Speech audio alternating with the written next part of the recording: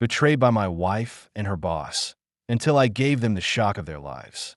The house was quiet, too quiet. Not the comforting kind that settles into a home late at night, when the children are tucked in and peace lingers in the corners like soft candlelight.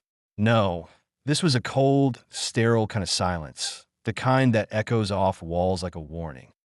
Alan stood in the doorway of the bedroom he once considered sacred, a place of love, warmth, shared dreams, whispered jokes, and midnight confessions.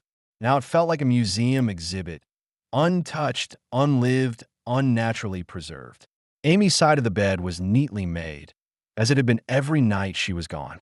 The lavender scent from her pillow, once comforting, now seemed artificial, manufactured, like her smiles had been lately. He allowed a quiet sigh and rubbed the back of his neck.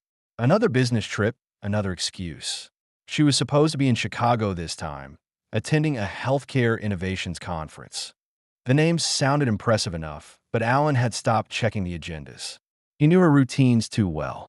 She'd be back late Friday, maybe Saturday morning, probably exhausted, probably smelling like a hotel shower and someone else's cologne. He didn't have proof. Not yet. But in his bones, he knew. They had been together for over 17 years, married for 15. He knew her laugh, her heartbeat, the way her breathing changed when she was anxious. And lately, she was always anxious. Once upon a time, Amy couldn't keep her hands off him. Back when they were just two broke kids trying to raise a baby while juggling school and jobs, they'd clung to each other like life preservers in a storm. Their tiny apartment had been filled with loud arguments and louder laughter. Love wasn't always pretty, but it had been theirs. Now she barely looked at him when she walked through the door. Her hugs felt like formalities, her kisses more like habit. Alan had chalked it up to stress, to burnout, to the pressures of a demanding career. But the truth was beginning to gnaw at him, relentless and sharp. This wasn't just stress. This was distance. Carefully constructed, meticulously maintained distance. And it hadn't always been there. He sat down at the kitchen table, sipping cold coffee that had been left out since the morning. The girls were asleep upstairs. Lauren, 15, headstrong and clever. Emma, 12, sweet and intuitive. They both saw it, even if they didn't say it out loud. Especially Lauren. Her silences were louder than words. Alan leaned back and stared at the ceiling fan slowly rotating above. He remembered when Amy got her first real job after finishing her business degree. How proud she'd been. How proud he had been. He encouraged her, even when the travel got annoying, even when she missed family dinners and soccer games. He played both roles at home, dad and mom, cook and tutor, confidant and disciplinarian. And at first, it was worth it. She seemed happy, driven, fulfilled. Alan was content to pick up the slack because he believed in partnership, because he believed in them. But somewhere along the line, she had stopped believing too. The last few months had been especially brutal. She was away more than she was home. And when she was home, her attention was elsewhere, on her phone, on her laptop, on vague Zoom meetings at odd hours. Her eyes used to light up when she saw him. Now they barely flickered. Alan wasn't perfect. He knew that. His own work as an IT consultant kept him busy, and starting his own firm hadn't exactly been a stress-free endeavor. But he had made time for Amy, for the girls, for the family they had fought so hard to build. He had always assumed she was doing the same. But now, assumptions were starting to feel like delusions.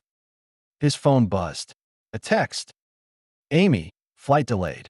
We'll be back tomorrow afternoon instead. Don't wait up. Love you. No emoji. No exclamation mark. Just words that looked copied and pasted from a script she had used before. Alan stared at the message for a long time. He could still hear her voice in his head from years ago, whispering I love you like a promise. A vow. Back when love had meant effort, not obligation. He typed a response. Deleted it. Tried again. Deleted that too. There was nothing to say. Not yet. Instead, he stood up and walked to the hallway mirror. He looked older than he remembered. Tired. Stubble coated his jaw. His eyes, once filled with certainty, were clouded with questions. How long had this been going on? Was it just one man? Was it someone she met during these trips? Or worse, someone she saw every day? And the bigger question, was it already too late? Alan didn't know, but he intended to find out. He wasn't going to accuse her. Not yet. He wasn't going to scream or throw plates or pack a bag in the middle of the night. He was going to be patient, smart, strategic. If she was lying, if she had betrayed him, he would know soon enough. And when he did, she wouldn't see what was coming. Because Alan had been quiet for too long. And silence, when nurtured, becomes power. The silence was louder than any scream. Alan lay on his side, the sheets cool against his skin, staring into the darkness of their bedroom. The ceiling fan above him spun in lazy circles, casting fleeting shadows across the wall. Next to him, Amy's back was turned, rigid, motionless, as if she had been carved from stone. He could hear her faint breathing, steady and distant, like waves crashing on a faraway shore. They hadn't touched in weeks. No goodnight kiss, no lazy weekend cuddles, not even the absent-minded brushing of arms in the kitchen. Amy moved through the house like a phantom, present but not truly there. She'd become an expert at slipping out the door before the girls woke up and returning after everyone had gone to bed. On the rare nights she came home early, she was either buried in work emails or sitting in silence on the couch, sipping wine and offering nothing but cold nods to his attempts at conversation. Alan had always considered himself a patient man. He understood that life was complicated, marriage was work, and people changed. But this wasn't change. This was erosion. Slow, relentless, soul-grinding erosion. He still remembered the soft, radiant girl who used to fall asleep in his arms. The one who once whispered that she'd love him until they were old and gray. Now, she was cold marble, untouchable, impossibly distant. Their bed had become a battleground. Not in the explosive, shouting match sense. No, that would have been easier. This was a war of absence, where every inch of space between them spoke volumes. Alan would lie awake for hours, barely breathing, hoping she'd roll over, reach for him, say something. But she never did. Her silence was a fortress, and he was the exiled king waiting in vain for his queen to remember who he was. He remembered one night in particular. It had been a Wednesday. The girls had gone to a sleepover. He cooked dinner, cleaned the kitchen, lit candles. A small gesture, his way of saying, "I still care. I still see you." Amy had walked in, barely glanced at the meal, and muttered, "I'm not hungry," before heading to the shower. He waited. 20 minutes later, she emerged in a robe, smelling faintly of lavender and exhaustion. She passed him in the hallway without a word. He followed her into the bedroom, unsure if he was driven by love or sheer desperation. She sat on the edge of the bed, drying her hair. "Amy," he began gently. She didn't look at him. "I'm tired, Alan. Please." "I wasn't going to. I just wanted to talk." She sighed long, dramatic. "About what?" "About us." Finally, she looked at him. Her eyes were dull, empty. "There is no us to talk about right now. I'm stretched thin, Alan. I have a huge client presentation in 2 days. Can we just not do this?" Not do this. As if salvaging their marriage was an optional chore like taking out the trash. He nodded and stepped back, retreating into the quiet corner of his pain. That night, as she lay beside him, a foot of cold mattress between them, he reached for her hand under the covers. She flinched, just enough for him to notice. That was when it hit him. She didn't just pull away physically. She recoiled from the very idea of him. Alan turned over on his side now, the memory slicing through his chest like glass. Outside the window, the wind stirred the trees. He could hear the faint hum of passing cars, the occasional dog barking in the distance. He used to take comfort in the sound of her breathing next to him. Now it felt like the ticking of a bomb he hadn't built, but was forced to sleep beside. It wasn't just about sex, though that absence was a wound all its own. It was about connection, the smallest gestures, the invisible threads that held them together, slowly unraveling until all that remained was the shell of a marriage. And Amy, once so warm and vibrant, now moved like someone who was already somewhere else. You wonder where that place was. And more importantly, who was there with her? He turned to look at her now, hoping, idiotically, for a miracle. That maybe tonight something would be different, that she'd sense his gaze and whisper, "Hey, let's talk." But she didn't stir. Her breathing stayed soft and even, as if she were in another world. Maybe she was. Alan lay back, eyes wide open, the ghost of his marriage haunting him in real time. There were no screams, no slamming doors, no storm to weather. Just a woman who had stopped choosing him, and a man still waiting to be seen. The first time it happened, Amy convinced herself it was just a mistake, a one-time lapse, a moment of weakness wrapped in too much wine and too much adrenaline after closing $1 million deal. They were in Chicago, one of those cold, steel-gray evenings where the city lights glittered like 1,000 eyes watching. Dan had booked a sleek boutique hotel near the riverfront, under the guise of rewarding his top-performing team. Amy wore a dark green dress she knew made her look 10 years younger. Dan had noticed. His gaze lingered too long at dinner, his compliments wrapped in casual charm, but sharp enough to slice through her guilt. The champagne had flowed. The laughter had been easy, and when he reached across the table, fingers grazing hers, it hadn't felt wrong. It had felt electric. Back at the hotel, he waited in the hallway as she fumbled for her keycard with shaking hands. She hadn't planned this. She swore she hadn't. But when he touched her cheek and whispered, "You deserve more than a thankless marriage," Amy didn't protest. She opened the door. They didn't speak much after that. Words weren't necessary. It wasn't just lust. It was a release. For the first time in years, someone made her feel like more than a mother, more than a tired wife, more than a calendar packed with meetings and grocery lists and child-rearing. She cried in the shower the next morning. Not from shame, but confusion. It felt too good, too right. And Dan? He kissed her forehead, poured her coffee, and made no demands. No pressure. "We were just two adults making a choice," he said. That was how the affair began. Clean, controlled, carefully curated. But over time, it turned into a well-oiled machine of deception. Dan was smart, always 2 steps ahead. He never texted her on her personal phone. Their emails were written in code, disguised as business correspondence, and sent from private accounts created solely for them. Hotel rooms were booked under dummy names. Conference travel was extended by a day or two for client follow-ups, and nobody blinked. They were professionals, after all. Amy became an expert at managing her double life. At home, she played the part of the tired working mom, overworked, underappreciated, and justifiably distant. Alan was so preoccupied with raising their girls and building his IT consultancy that he never pushed too hard. And when he did, she deflected with ease. "He's just my boss," she'd say. "He's married, Alan. You met his wife." And Alan would believe her. Because why wouldn't he? Amy had never given him a reason not to. Not before. At work, Amy and Dan acted like colleagues. Professionals. Never a sideways glance. Never a knowing smile. They rarely spoke in the office unless it was in a meeting. Their interactions were so sterile that HR once praised them for being an example of professional boundaries. Amy nearly laughed out loud.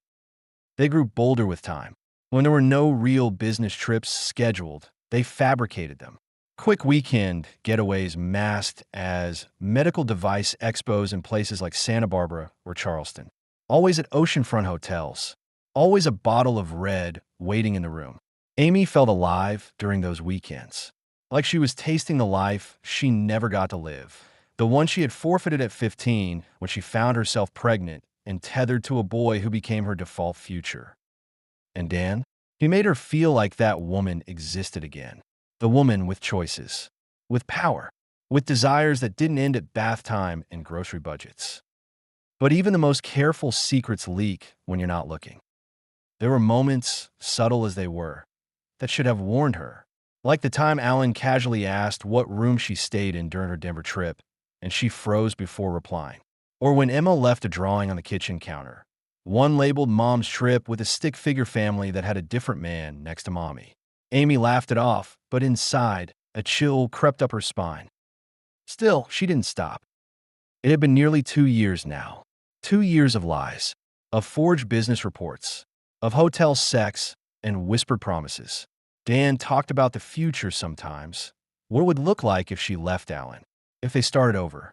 A new life, free of secrets. But every time he brought it up, Amy hesitated.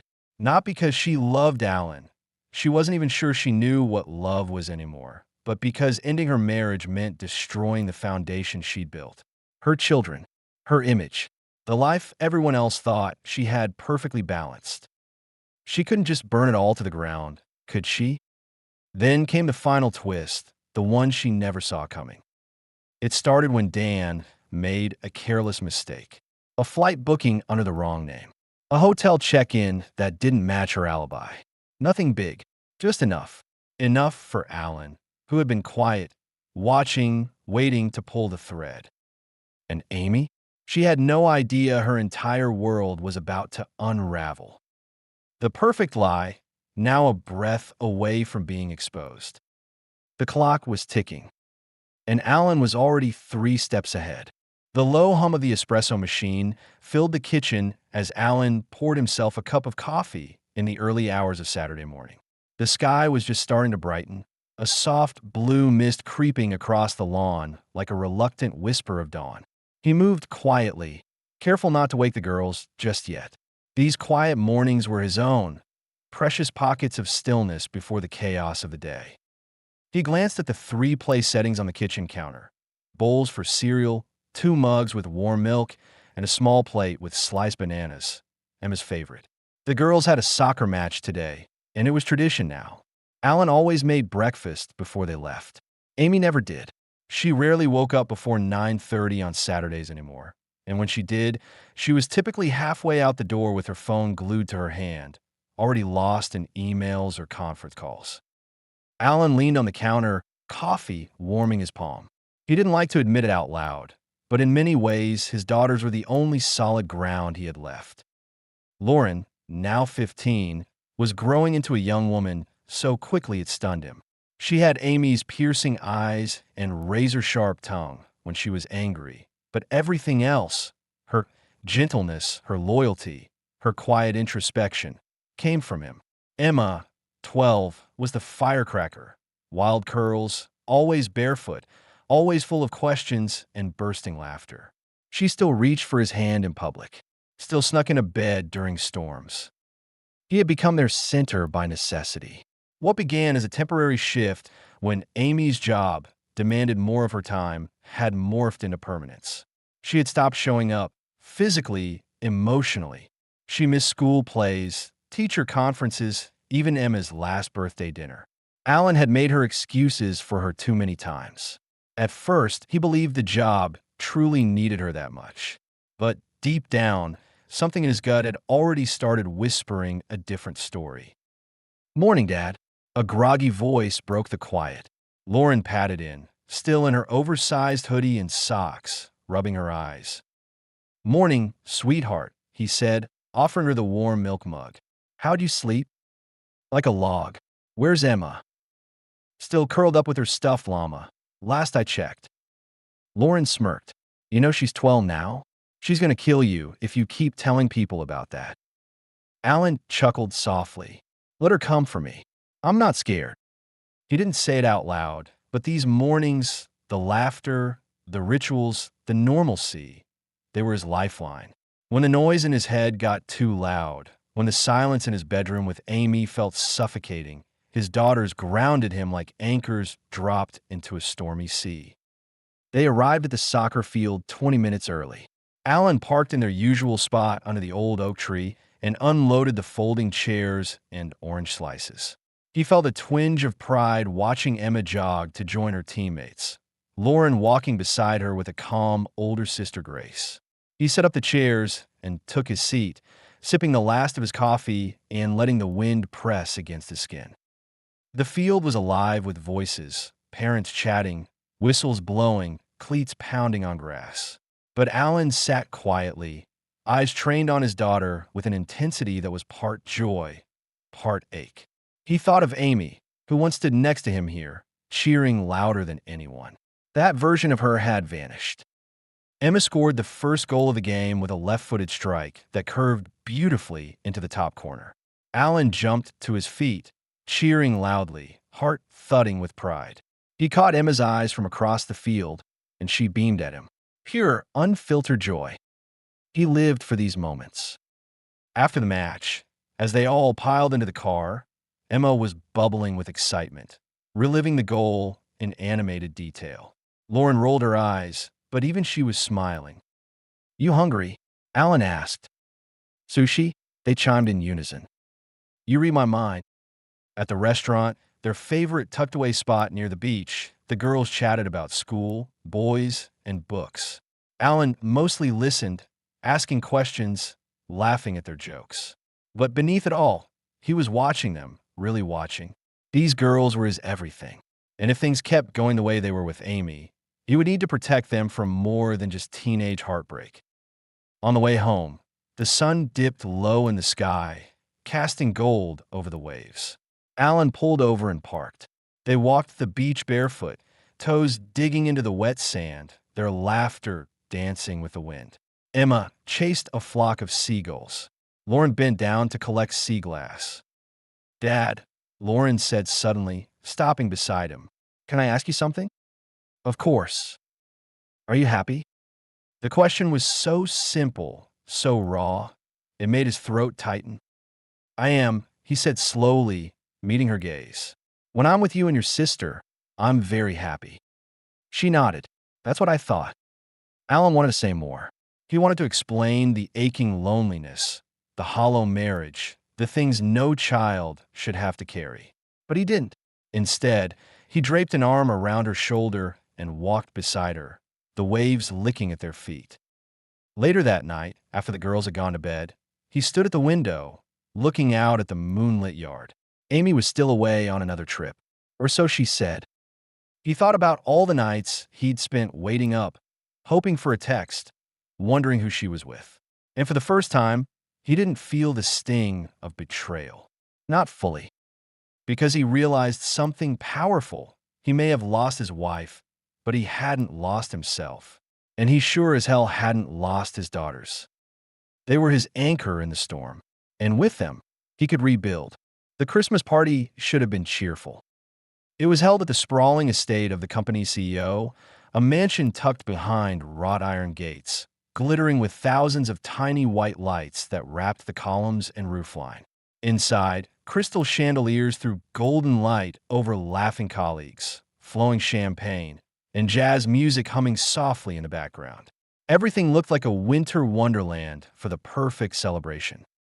But Alan couldn't shake the unease twisting in his gut. He adjusted the collar of his navy sport coat as Amy gripped his arm a little too tightly. She looked stunning, as always, her burgundy cocktail dress clinging to her figure, her smile flashing as she greeted co-workers and exchanged pleasantries. But something was off. She was tense beneath the surface. Her laugh came too fast, too loud. Her eyes flitted around the room like a deer caught in headlights. When Alan leaned in to whisper a joke, she barely registered it before shifting focus back to the crowd. Alan had long trained himself to pick up subtle shifts in tone, body language, emotion. He wasn't a detective by trade, but years of being a father, a husband, a quiet observer had made him sharp. And Amy was not herself tonight. He studied her with growing suspicion as she introduced him to a few colleagues, mostly women, and finally to a man who made the blood in Alan's veins go cold. This is my husband, Alan, she said, her tone airy but clipped. The man she spoke to smiled and extended a well-manicured hand. Dan Johnson, pleasure. Alan took the hand, firm and brief. The man was tall, sharp-featured, with too-practiced charm. His suit was expensive but understated, his cologne subtle but memorable. His eyes never lingered long, but they flicked toward Amy once, and Alan noticed. There was a spark there. Familiarity. Intimacy. Too much of it. Dan's wife, a statuesque woman in a silver gown, stood beside him, looping an arm through his. She gave Amy a pleasant smile and said hello, though it felt strangely hollow. Alan noticed how quickly Dan excused them, barely 2 minutes into the conversation, pulling his wife toward another group. Amy laughed too brightly and said, "Well, you know how these parties are. Everyone wants a moment with the CEO." Alan didn't reply. Instead, he let his eyes follow Dan across the room. He noticed how Amy's eyes did the same, just for a second, like muscle memory. Later, after the crowd loosened with champagne and small talk grew lazier, Alan found himself wandering through the house, nursing a drink. He stepped out onto the balcony where soft snowfall dusted the banisters. The distant hum of music still flowed from the living room. Inside, he saw Amy laughing with a group of coworkers, but not standing next to him. Again, a memory pricked at the back of his mind. Last year's party. Same house, same group of people. The first time he met Dan. That year, Amy had clung to him more, introduced him with enthusiasm. But tonight, she was trying to keep him separated from something. Or someone. Alan finished his drink and returned to the room. As he moved through the crowd, his attention sharpened. There, a glance between Amy and Dan. Quick, brief, but real. Amy was smiling. That smile, the one that used to be reserved for him. Alan didn't say anything on the way home that night. Amy chatted about the party, the caterers, the cute way Dan's wife danced with the finance director. But it all sounded like static in his ears. A distraction. When they got home, she showered and climbed into bed, claiming she was exhausted. Alan lay next to her, eyes wide open in the dark, heart heavy. The cracks had finally started to show. Not because of a text message, or lipstick on a collar, or some cliché. No, it was her silence, her distance, her inability to look at him for too long. The way she flinched when he touched her hand. The way she smiled at another man with eyes that used to look at him that way. He stared at the ceiling and felt the cold reality settling in. Amy was hiding something. He didn't have proof yet. No photographs, no receipts, no whispered admissions. But his gut had never steered him wrong. And now it was screaming. He rolled onto his side, watching her sleep. Peaceful, deceptive. Alan knew that if he confronted her now, she'd deny everything. She'd twist it, blame stress, or accuse him of paranoia. So he said nothing. Not yet. Instead, he began constructing something in the quiet of his mind. A blueprint, a plan. He would wait, watch, document, strategize. Amy wasn't the only one good at hiding things. Alan would learn. He would adapt. And when the time came, he would not just uncover the truth. He would outsmart them both. The cracks were showing. And soon, everything would shatter. The evening sky pressed down on the neighborhood with the kind of quiet that made Alan's thoughts louder. The hum of the dishwasher in the background couldn't mask the unease that had been slowly thickening in his chest for months. He sat alone at the dining table, a mug of coffee growing cold in his hands, staring blankly at the pattern of condensation around its base. Amy was gone again. Conference in Phoenix this time, she'd said. Or maybe Portland. He couldn't remember anymore. It didn't matter. Her bags were always packed, her calendar filled with business trips that just happened to start Thursdays and end late Sundays. And when she was home, she floated through the house like a guest. Alan used to believe in coincidences. Not anymore. It started small, too small to really say anything about. A pair of earrings he didn't recognize in the bathroom drawer. The faintest whiff of unfamiliar cologne on a blouse she left draped over the sofa. Text messages she answered quickly and turned her phone away from after. A few times, she left for a conference and didn't even take the work laptop she used to guard like a dragon. He wasn't a fool, just patient and quiet, and now observant. But this wasn't some impulsive midlife crisis, he told himself. If Amy was cheating, if it was planned, carefully, intentionally, a routine cultivated in silence. That was the part that hurt more than anything. The love wasn't lost in one night. It was eroded one calculated lie at a time. Alan opened his own laptop and pulled up his calendar. Her next trip was scheduled for 2 days from now. Chicago. 3 nights. Same hotel chain she always used for work travel. She even left the itinerary on the fridge as if to overcompensate. He stared at it now, taped next to a grocery list and one of Emma's old school drawings. He remembered the last time she returned from a conference. Her hair was tousled in a way that didn't look windblown. There was a strange bruise on her thigh. When he asked about it, she'd laughed. "Oh, that." I bumped into the bed corner and walked off with a carefree shrug. But Alan had been in law enforcement. He knew how to read people. He knew what people looked like when they were hiding something. And Amy, she had become a locked vault in recent months. Only he had the time and the will to crack the code. He didn't hire a PI. Not yet. Instead, he started building a quiet case. Screenshotting hotel bookings from her shared calendar, tracking expense reports when she left them on the kitchen counter, even checking the timestamps on the just landed text messages she always sent when she arrived somewhere. They didn't line up. Alan's blood ran cold the moment he noticed the first inconsistency. A receipt for a dinner in San Diego on a Thursday night when Amy had told him she was at a keynote seminar in New York. When he'd asked how the conference went, she rattled off talking points about a speaker he now confirmed had actually presented on Friday morning. That whisper of doubt became a roar in his head. That night, while the girls slept and the house creaked with the sounds of settling wood and old regrets, Alan crept into Amy's office and opened her drawer. Inside, he found her personal tablet, usually locked, but she'd once drunkenly told him the passcode was the same as their wedding anniversary. She'd never thought he'd look. That was her first mistake. He tapped it in. It opened. Emails. Hundreds of them. Some professional, some personal, but a hidden folder named Archive Clients caught his eye. He tapped it and felt his heart stop. The first email he read wasn't explicit, just intimate, flirtatious, playful in a way Amy hadn't been with him in years. The sender? Dan Johnson, her boss. The asshole she told him she couldn't stand. The same man who'd clapped him on the back at the Christmas party and thanked him for lending them such a talented asset. Alan kept scrolling. More emails. Hotel confirmations. Dinner plans. One string of messages that chilled him to the bone. Dan, I booked the usual adjoining rooms. Don't forget to bring that red dress I love. Amy, only if you promise to rip it off like last time. Winky face. Dan, your wish is my command, boss lady. Alan blinked hard.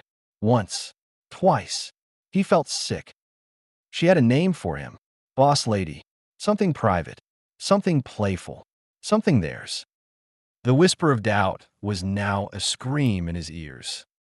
He closed the tablet gently and returned everything to its place. There was no rage, not yet, just numbness. A cold realization that he'd been sleeping beside a stranger, raising kids with a ghost. But even as his heart cracked, Alan didn't react rashly. He wasn't going to confront her with yelling and slamming doors. He wouldn't burn down what little normalcy his daughters had left. Not yet. No, he'd be smart about this. Just like she was. He'd gather more, build a case she couldn't talk her way out of. When the time came, he'd flip the script on her. Not with revenge, but with clarity, with power, with poise. Because if she was going to play this game in secret, Alan would learn the rules and beat her at it. The soccer field smelled of fresh-cut grass and anticipation. It was early Saturday morning, the kind that carried just the right bite of spring in the air. The sun had only started its slow crawl into the sky, casting long shadows across the sidelines. Alan stood where he always did, hands in the pockets of his windbreaker, watching Emma's team warm up with a sense of quiet pride. His older daughter Lauren stood beside him, sipping coffee and offering her usual sarcastic commentary about the referee's fashion sense. But today would not be an ordinary Saturday. As the girls kicked off and the crowd clapped politely, a gentle voice rose behind him. Hi, do you mind if we join you here? Alan turned. The woman standing next to him was striking in a way that didn't shout, it whispered. Her beauty was the kind that didn't announce itself with layers of effort. She had naturally long, dark brown hair, pulled into a low ponytail, and warm hazel eyes that seemed to glow with kindness. Beside her stood a boy, maybe 10 or 11, clutching a soccer ball and grinning like he'd just been invited to a secret club. "Not at all," Alan said, moving slightly to the left. "You're Cassie's mom, right?" She nodded with a smile that could soften stone. "I'm Sophie, and this is Tom. We're still learning the ropes, new in town." "Alan," he replied, shaking her hand. Her grip was firm, but gentle, her skin warm against his. "Welcome to the chaos." Tom tugged Sophie's sleeve and pointed to the field, already cheering for his sister. Sophie smiled again, this time deeper, as if proud of her children's joy in a way that needed no explanation. Alan couldn't help but watch the way her face lit up. There was a softness there, a kind of serenity Amy hadn't carried in years. They watched in silence for a while. The tension that often hung around Alan like invisible wires was noticeably absent in Sophie's presence. There was no judgment in her posture, no overcompensation in her words, just calm interest. "She's got a good kick," Sophie said after Emma stole the ball from an opponent and passed it down the wing. "She gets that from her mom," Alan replied before the words had a chance to catch in his throat. Sophie looked at him sideways, reading between the lines. "But she gets the heart from you. That's obvious." Alan offered a small smile, but said nothing. It was too early to get personal, too dangerous. As the game played on, Tom ran up and down the sideline with excitement, and Alan found himself relaxing. Every once in a while, Sophie would chuckle at something her son did or comment softly about the game. Her presence was grounding, like the touch of a warm hand on a frigid day. When the final whistle blew and Emma's team won by 1 goal, the field erupted with cheers. Emma ran straight toward her dad, and Cassie made a beeline for Sophie. Tom ran to both of them. It was chaos, the good kind. "Dad," Emma said, out of breath and beaming, "can I go to Cassie's house this afternoon?" Before Alan could answer, Cassie shouted, "Mom, can Emma come over later?" Sophie laughed and nodded. "Of course, if it's okay with Mr. Allen." Alan chuckled. "It's okay with me if her coach says she's earned it." The girls squealed, already plotting their afternoon. Just then, Cassie turned back. "Mom, why don't we invite them to lunch with us?" Sophie blinked, surprised. "I mean, if that's okay." Emma jumped in before Alan could hesitate. "Yeah, Dad, let's go. Please." Alan looked at Sophie, at Tom, at his own daughters, his whole weekend stretching out in front of him like a familiar script. Groceries, laundry, emails, takeout. But something in Sophie's expression, not expectation, not insistence, just openness, nudged him in a different direction. "Sure," he said. "Do you two like sushi?" Tom lit up. "Yes." "Then it's settled," Alan said. "Lunch is on me." As they walked toward the cars, Lauren fell and stepped beside him and nudged him with her elbow. "You've got that look, Dad." "What look?"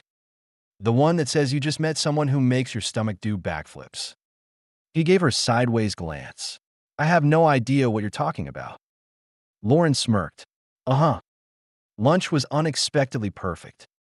The four kids talked nonstop, jokes, video games, embarrassing school stories, while Alan and Sophie sat at the end of the table, mostly listening, occasionally stealing glances at one another. Their conversations were easy, natural. Alan couldn't remember the last time he'd laughed like that with a woman. At one point, as he poured soy sauce into a little dish, Sophie leaned in slightly and asked, "Can I ask you something personal?" Alan nodded. "Do your daughter's mother ever come to their soccer games?" It was a simple question, but it carried more weight than she could have known. "No," Alan said. She's busy." Sophie looked at him for a beat, not judgmentally, just seeing him. "Then they're lucky," she said, "that they have you." Alan didn't reply, but he didn't need to. That afternoon, after they said their goodbyes and the kids exchanged promises to text, Alan sat in the driver's seat of his car and just exhaled. He hadn't expected this. Not today, not after everything, But something about Sophie had touched a part of him that had long since gone dormant. And for the first time in a long time, he wasn't just surviving. He felt something dangerously close to hope. Saturday came with a clear sky and the kind of cool breeze that hinted at the season changing. Alan stood on the edge of the soccer field, hands in the pockets of his coat, eyes tracking the flash of color that was Emma darting across the grass. Her ponytail bounced as she chased the ball, determination on her face, laughter in her breath. Next to him, Sophie stood with a to-go coffee cup and a scarf knotted loosely around her neck. She was radiant in that quiet, unbothered way, a soft strength that needed no show. This had become their tradition. The soccer match ended in a victorious cheer. Emma scored the winning goal, and the team rushed a pile on her in celebration. Alan clapped, grinning as he felt Sophie's hand briefly touch his elbow. Just a light tap, but it lingered in his skin long after it left. "Your girl's got magic in her feet," Sophie said. Alan chuckled. "She says it's from her mom, but I've seen Amy trip over her own heels." Sophie laughed with him, the kind of laugh that made people around them smile, even if they didn't know the joke. It wasn't forced. It wasn't polite. It was real. Emma and Cassie came running over, breathless, cheeks flushed. "Can Cassie come over, Dad?" "Only if her mom says it's okay," he said, already turning towards Sophie with a raised eyebrow. Sophie glanced at her daughter. "You up for sushi again?" "Yes," both girls chimed in unison. Alan hesitated, then cleared his throat. "You could join us, if you're not busy, I mean." Sophie looked down for a moment, as if pretending to consider it, then smiled. "As long as I'm not intruding." "You be doing us a favor," Lauren said suddenly, appearing from behind. "Otherwise, he'll just talk about servers and network traffic all lunch." Alan threw a mock glare at his oldest daughter. "Betrayed by my own flesh and blood." The six of them piled into two cars and met at their favorite little sushi spot, an unassuming place near the coast with seaweed-scented air and a view of the waves. The girls dove into conversation and laughter while Alan sat across from Sophie, studying the way her eyes lit up when Tom teased his sister or how she'd gently rest her hand on the back of her son's chair when he leaned too far. She wasn't just beautiful, she was alive, present, effortless. Halfway through lunch, Sophie casually asked the girls, "So, does your mom ever come to the games?" Alan glanced up sharply. The question wasn't loaded. It wasn't pointed, just natural. Lauren didn't hesitate. "No, she's always busy. Work or something." "She's not really into soccer," Emma added. "Dad's kind of like both parents." Sophie blinked, taken aback. "Oh, I'm sorry. That must be hard." "It's fine," Lauren said, shrugging. "Dad's always been there." Sophie looked at Alan. There was something behind her eyes. Admiration, yes, but something else too. A flicker of recognition. A shared understanding. Alan looked away, hiding the tightness in his chest behind a sip of tea. After lunch, the kids begged to stop by the arcade down the block. Sophie offered to take them while Alan paid. Alone for a moment, he stood by the counter, waiting when he noticed his reflection in the glass behind the register. Tired eyes, wrinkles deeper than he remembered, but something else, a lightness he hadn't seen in years, like he could finally breathe again. They regrouped outside, and the girls begged for one more hour. Sophie gave Alan a look. "You up for walking the beach?" He nodded. "I'd like that." They walked side by side, shoes crunching over wet sand, wind teasing their hair. At first, they talked about safe things, movies, school, weekend plans. But eventually, the quiet settled. Sophie stopped and turned to him. "Can I ask you something personal?" Alan nodded slowly. "Sure. Is everything okay with your wife?" There it was, the question he'd avoided. The wall he'd built brick by brick. And here she was, gently knocking on the other side. He exhaled. "No, it hasn't been for a long time."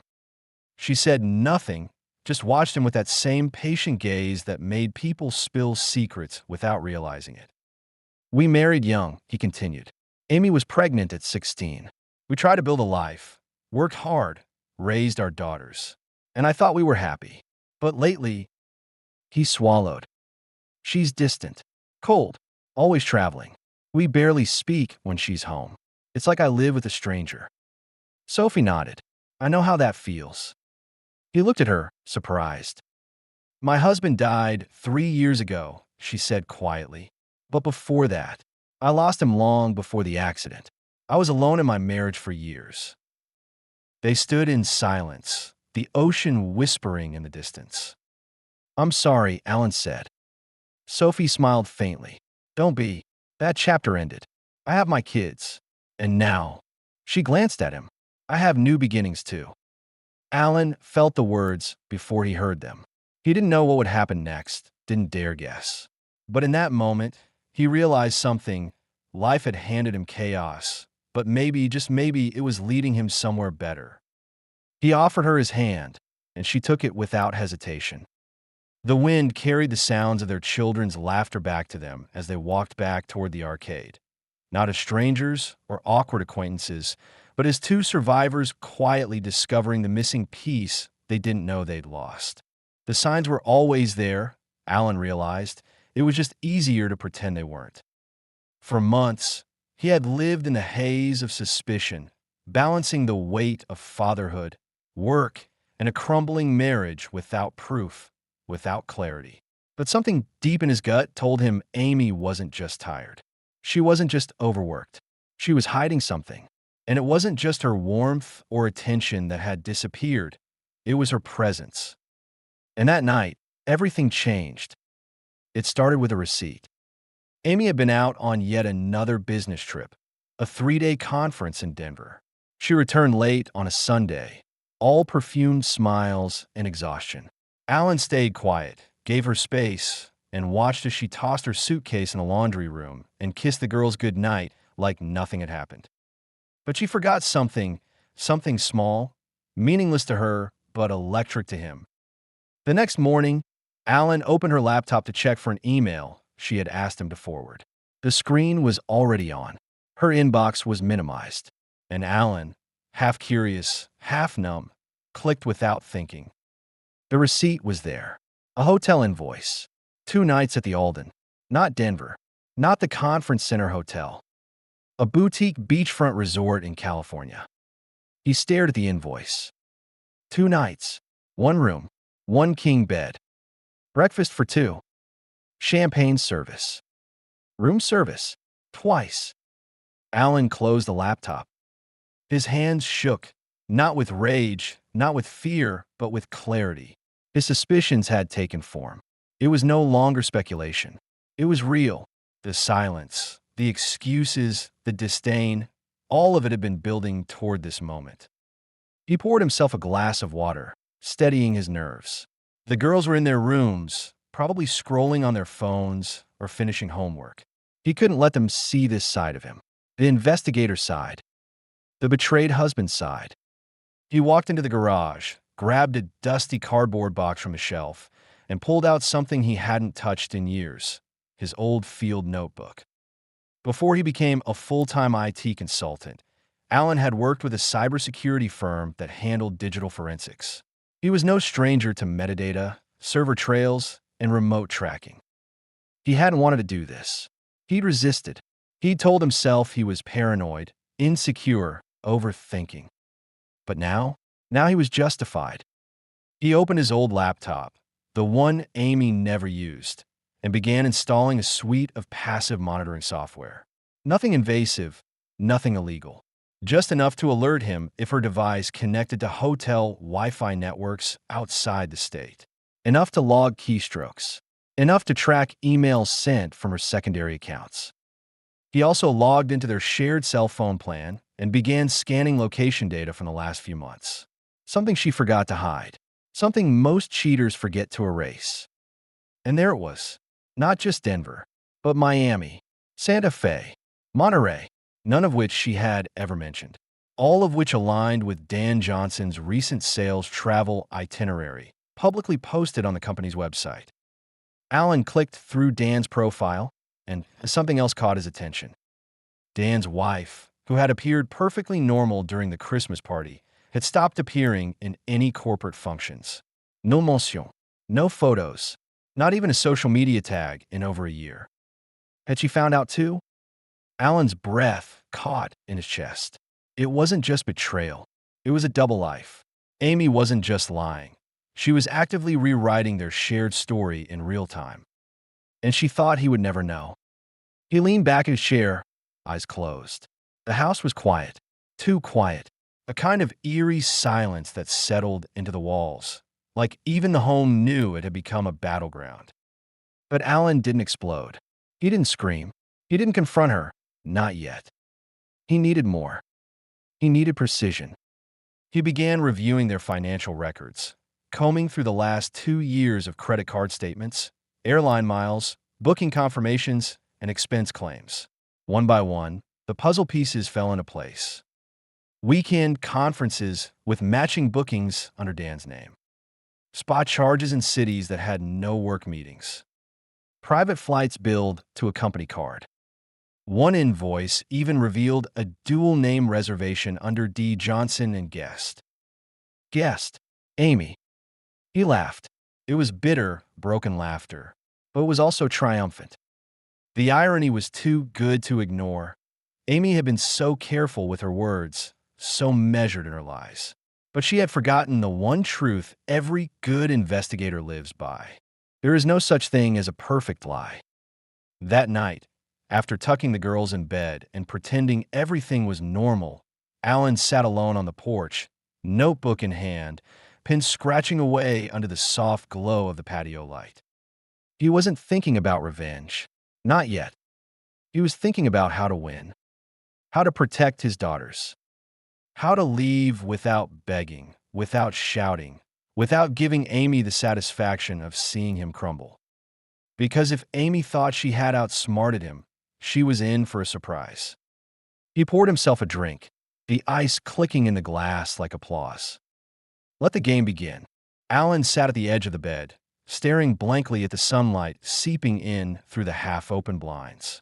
The early morning glow hit the family photo on the dresser, a photo taken just a few years ago, before the smiles became strained and the warmth between him and Amy turned ice cold. He had confirmation now. Cold, factual, undeniable proof. An email she thought she deleted. A digital receipt for a weekend stay at a luxury hotel in Denver. Under her name, with a 2-person package, and her business conference never even existed. Alan's hands had trembled slightly when he first saw it. But now, they were steady. No more doubts. No more second-guessing. Amy had been cheating on him with Dan Johnson, her charming, calculated boss, for years. While he was putting their daughters to bed, fixing dinner, attending parent-teacher conferences, she was sipping champagne in king-size hotel suites. Alan stood, his mind already racing with precision. If there was one thing he'd always been good at, it was staying calm under pressure. His days as a problem solver in IT had trained him to think 10 moves ahead. And today, that skill would serve him better than ever. By noon, Alan sat across from Natalie Morse, a sharp, no-nonsense attorney who came highly recommended by one of his longtime clients. Her office was modern, sterile, and filled with framed degrees from Ivy League schools. But it was her eyes that impressed him most, piercing and intelligent, with a quiet rage that suggested she had helped more than one betrayed spouse dismantle a liar's carefully spun web.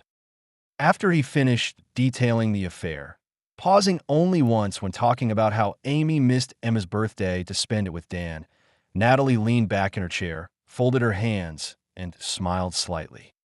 She's been planning an exit. You just got ahead of her. Alan blinked. You think she was going to leave me? Eventually. Women like her usually don't cheat out of lust alone. There's a fantasy in play. She probably thought Dan would trade in his family for her. But these men never do. Natalie paused. The problem is most cheaters believe they can have both worlds. Playhouse romance with a lover, stability and safety at home. They don't expect someone like you to wake up. Alan's jaw tensed. I want full custody. She doesn't deserve them. Natalie gave a slow nod. We'll start building a case for that. Emotional neglect, parental absence, adultery. It's a good start. We'll file the paperwork quietly, and we'll serve her when she least expects it. I don't want to humiliate her. I just want her to know I'm not the fool she took me for. Then we won't humiliate her, Natalie said. We'll outclass her. That evening, Alan returned home. Amy was still out, allegedly at a client dinner, but he knew where she really was. No more chasing shadows. No more waiting for her to come clean. She wouldn't. She never would. In the quiet of the house, he tiptoed into his daughter's bedrooms. Lauren was sprawled across her bed, a book open over her chest. Emma snored softly, her blanket twisted around her legs.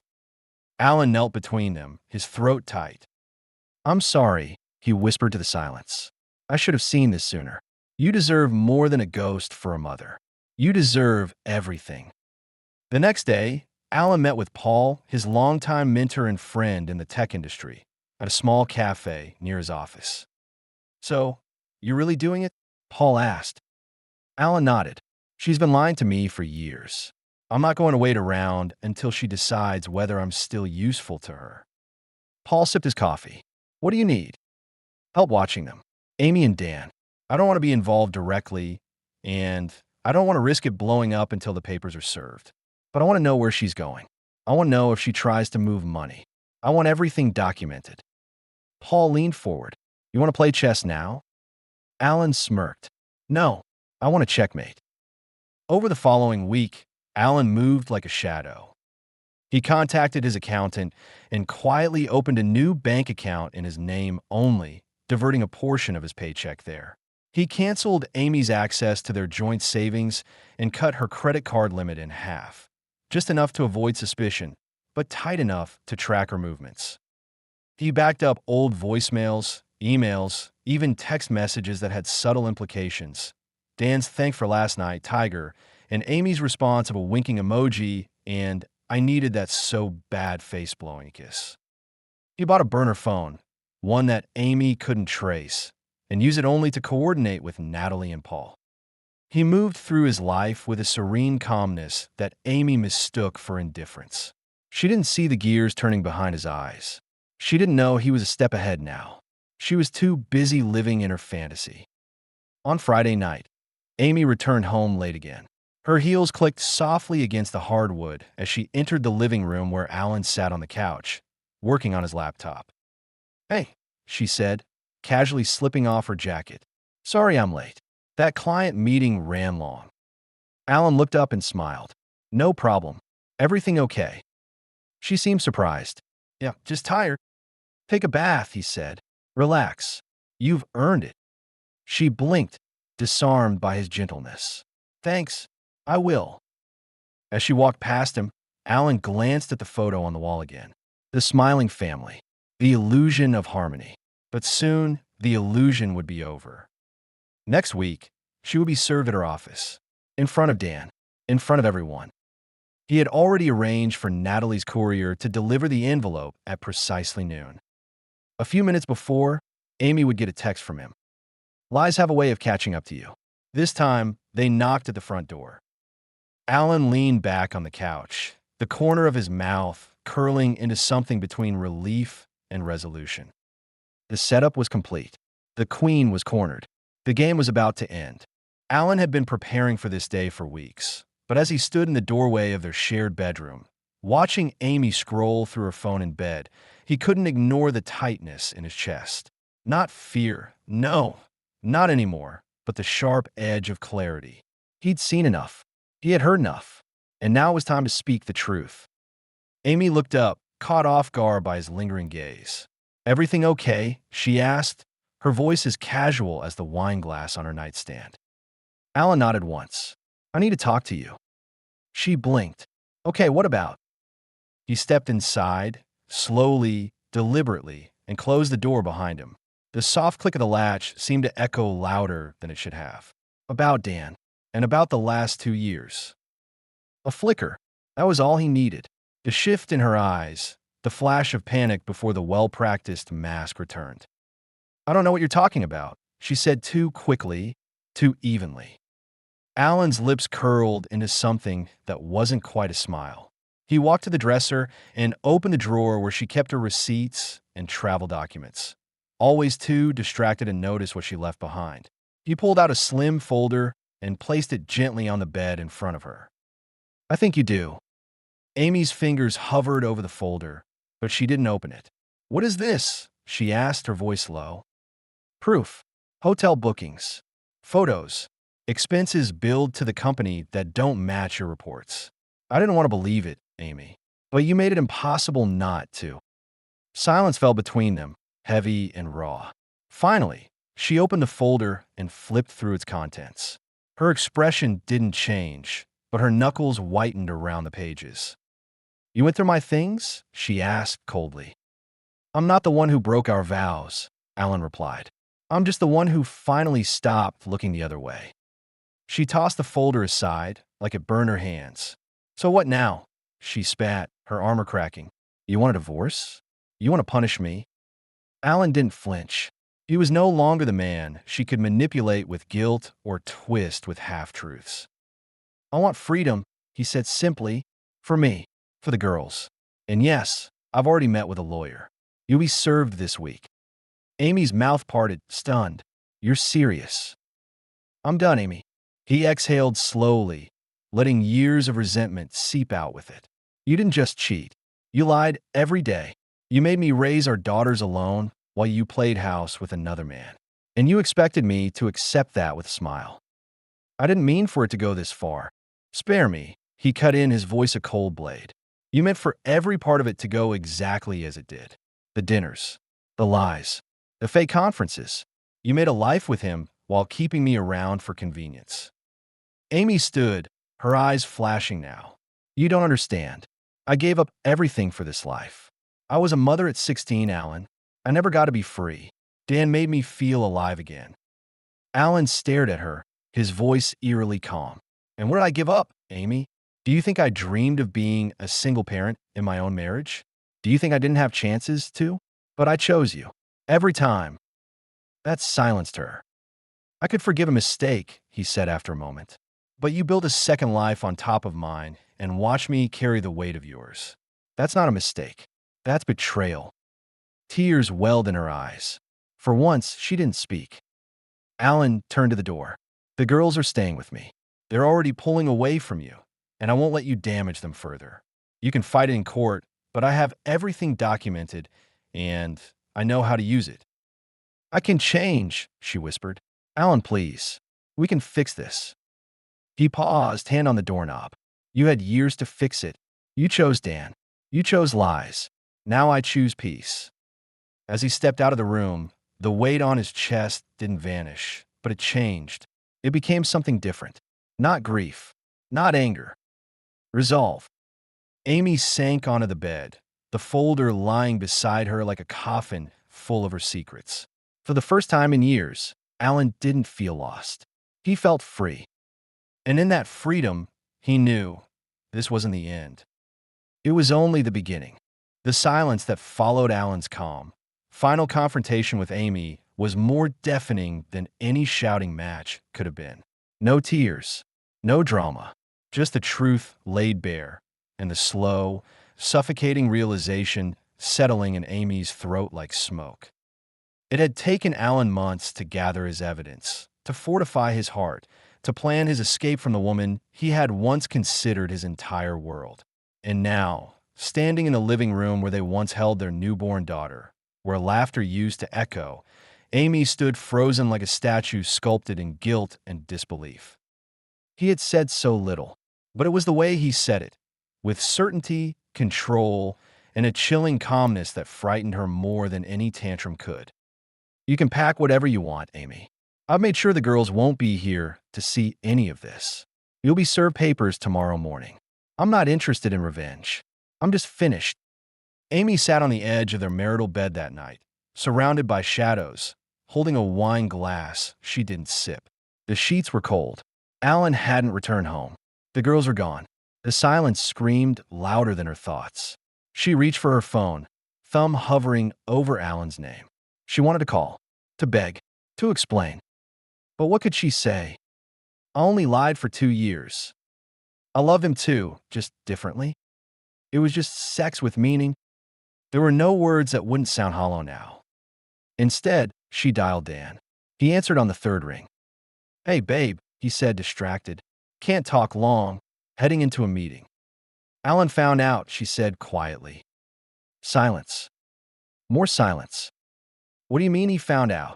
Dan's tone shifted. No longer warm, but cold, cautious. I mean, it's over. He's divorcing me. He has evidence. I don't know how, but he knew everything. About you. About us. It's all falling apart. Dan exhaled sharply. Amy, I'm sorry.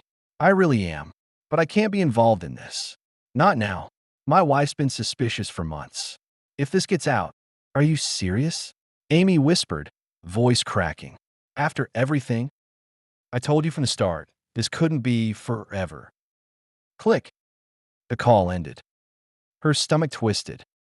In one brutal sweep, the man she betrayed her husband for turned into a ghost, and the man she betrayed vanished from her life like smoke in the wind.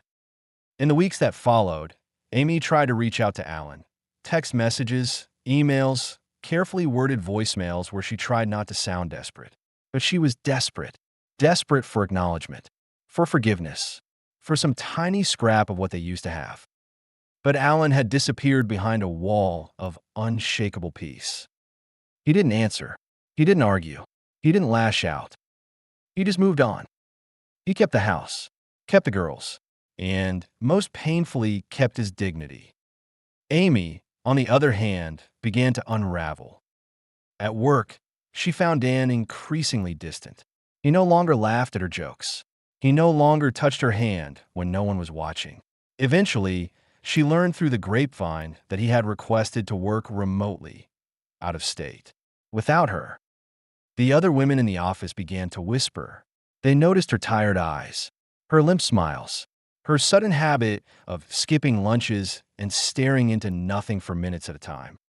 And the loneliness, God, the loneliness was suffocating. Even her daughters had changed. Emma no longer hugged her the same way. Lauren was cold, polite, but distant. She didn't blame them. Alan had said nothing, but children are perceptive. And Alan? He had taken a breath of fresh air and never looked back. One Sunday morning, Amy drove by the soccer field where Emma used to play. She didn't expect to stop. She just wanted to see them. She parked a few spaces away and watched from a distance. Alan was there, as always, folding chair out, coffee in hand, laughing at something one of the girls said. Sophie was beside him. Amy recognized her from the school pickups, a single mom, graceful, elegant kind. Their daughters, Emma and Sophie's girl, Cassie, were sitting side by side, giggling like sisters. And then Alan turned to Sophie, said something, and they both laughed. The kind of laugh Amy hadn't heard from him in years. It wasn't forced. It wasn't polite. It was full, alive. For a second, Amy couldn't breathe. Not out of jealousy. No, something far worse. Regret. Regret so potent it curled around her throat like a noose. She had traded loyalty for lust, home for hotel rooms, love for illusion. And now, she sat watching the life she abandoned, reborn stronger, happier without her. That night, Amy didn't sleep. She stared at the ceiling, the ticking clock beside her counting down the hours until morning. Tick, tock, tick, tock. You were right, Alan, she whispered into the dark. You didn't have to destroy me. You just had to let me destroy myself. And she had. Completely. The house felt different now. It was the same four-bedroom suburban home with framed school photos hanging in the hallway, the scent of freshly brewed coffee in the mornings, and the soft whir of Alan's desktop in the study. But something fundamental had shifted. It wasn't just the absence of Amy's stilettos by the front door or her harsh voice echoing through the rooms. It was peace. It was space. It was freedom. Alan stood before the bathroom mirror, shirtless, toweling off after a long, hot shower. Water still glistened on his broad shoulders. He leaned in, peering at the reflection staring back at him. The man in the mirror was tired, but not defeated. Yes, there were dark circles under his eyes. A few strands of gray threaded through his dark hair. His jawline had softened over the years, and his midsection bore the imprint of too many skipped workouts and late-night stress meals. But his eyes were steady. There was something simmering in them now. Something sharp. Not rage. Not pain. Something better. Resolve. He stepped onto the scale. 98.4 kilograms. A bitter chuckle escaped his lips. "All right," he muttered. "You're officially heavier than when Lauren was born. Time to fix this." That morning, Alan dressed in joggers and a faded hoodie, laced up his running shoes that hadn't seen pavement in over a year, and drove to the nearest gym. The scent of rubber mats, metal, and faint sweat met him like an old friend. He wasn't here to impress anyone. He wasn't chasing vanity. He was reclaiming something. John, the trainer who had helped him during Emma's soccer season, greeted him with a grin and a clipboard. "Back for good this time?" "Back for war," Alan replied. John led him to the treadmill first. The first 5 minutes were easy. The next 5 were hell. Sweat stung his eyes. His breath came ragged and shallow. His legs screamed at him to stop, but he didn't. Afterward, they hit the free weights. Alan's arms trembled after each set, but he didn't complain. He wasn't lifting for aesthetics. He was lifting the weight of his past. Each rep was an act of transformation. After the gym, he stopped at the grocery store and filled his cart with things he used to roll his eyes at: spinach, oats, lean turkey, quinoa, Greek yogurt. Goodbye frozen pizzas. Goodbye takeout. That night, he sat down with a notepad and crafted a new meal plan. On another page, he wrote a schedule: workouts, time with the girls, self-care. And at the bottom, in thick, bold letters, he wrote, "And no excuses." In the following weeks, the changes were slow, but noticeable. Lauren caught him meal prepping in the kitchen one Saturday morning and raised an eyebrow. "Since when do you eat chia seeds?" she asked with a smirk. "Since I stopped eating lies for dinner," Alan replied. Emma chimed in from the couch. "You actually look kind of jacked, Dad." He grinned and did a flex. They giggled, but he saw something shift in their eyes. Respect. Not the respect of fear or authority. The respect that comes from watching someone fall apart and have the courage to rebuild. The emotional work was harder than the physical. That's where Rose came in. A sharp, empathetic counselor with a blunt mouth and a knack for digging deep. "You never truly mourned what happened, Alan," she said during their second session. "You survived it. You managed it. But you didn't feel it." "I didn't have time to," he said. "You're making time now." There were sessions where he didn't speak for 10 minutes. Others where he cried without shame. One where he sat with his eyes closed the entire hour and finally said, "I wasn't enough for her." Rose had leaned forward. "No, Alan, you were too much. Too dependable. Too stable. Too good. That kind of man terrifies weak people." That night, Alan wrote himself a letter. The man who loved fiercely, raised daughters with integrity, and weathered a storm without ever raising his voice deserved better. And now, he was becoming better for himself. By the end of month 3, Alan had lost nearly 12 kilos. His back was straighter, his eyes brighter. He replaced the old baggy jeans and graphic tees with clean-cut, tailored clothes. Simple but strong. He no longer jumped when his phone buzzed. He no longer checked Amy's social media. He no longer fantasized about revenge. Peace, he realized, was the ultimate revenge. One Friday evening, he stood at the stove, preparing homemade teriyaki salmon for Lauren, Emma, Sophie, and her 2 kids who were coming over for dinner.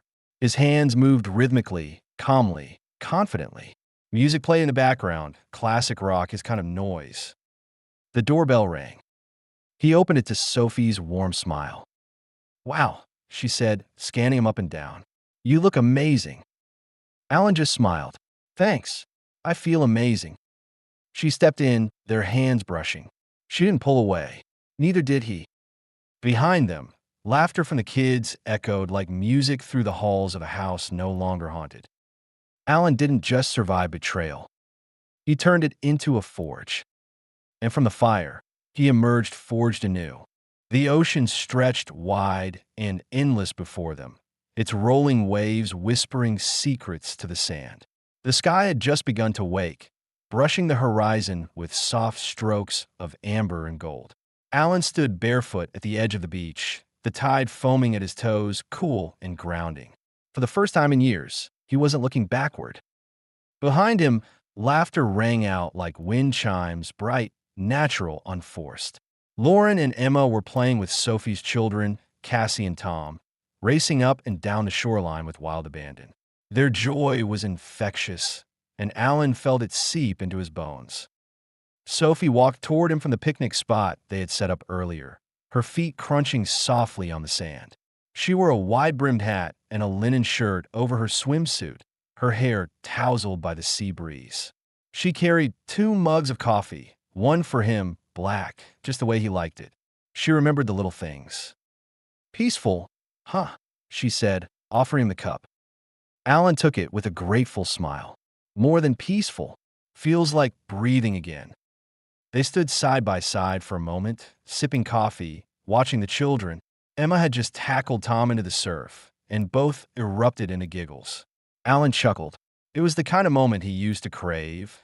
Unscripted, untarnished, real. "I was scared of this," he admitted quietly. Sophie tilted her head. "Of what?" "This normalcy. Calm. The idea that I could be happy again," he said, eyes still in the water. "After what Amy did, after everything we built crumbled, I thought I'd stay broken. Then maybe I'd get by, but never actually feel whole." "And now?" Sophie asked gently. Alan looked at her. Her eyes were steady, patient, eyes that had listened to his pain without trying to fix it, eyes that saw him. "Now I think I've been healing a while without realizing it," he said. "With the girls, with you. And today, I feel free." Sophie smiled, but not the sad, understanding smile she gave when he first opened up to her months ago. This one was bright and hopeful.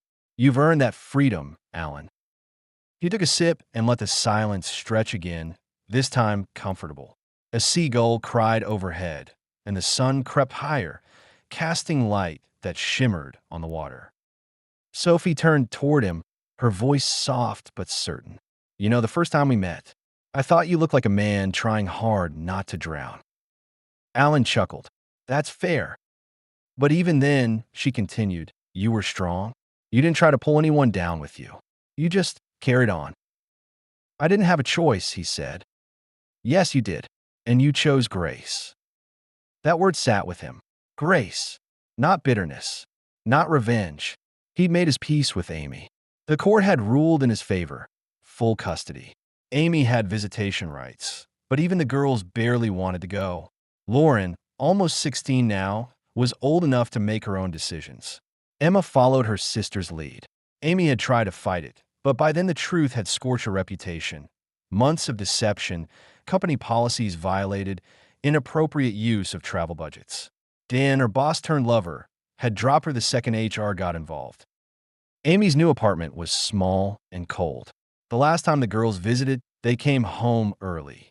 Lauren had simply said, "She's not mom anymore." Alan hadn't gloated. He hadn't needed to. His victory wasn't in her downfall. It was in what he had rebuilt from the rubble. Sophie took his hand. Her fingers laced through his, grounding him. "I know we haven't talked about us," she said, voice cautious but not shy. Alan turned to her. "Sophie, you and the kids, you're part of our family now, whether we put a name on it or not." Her eyes lit up, warm and soft. "Good," she said, "because I was hoping to be."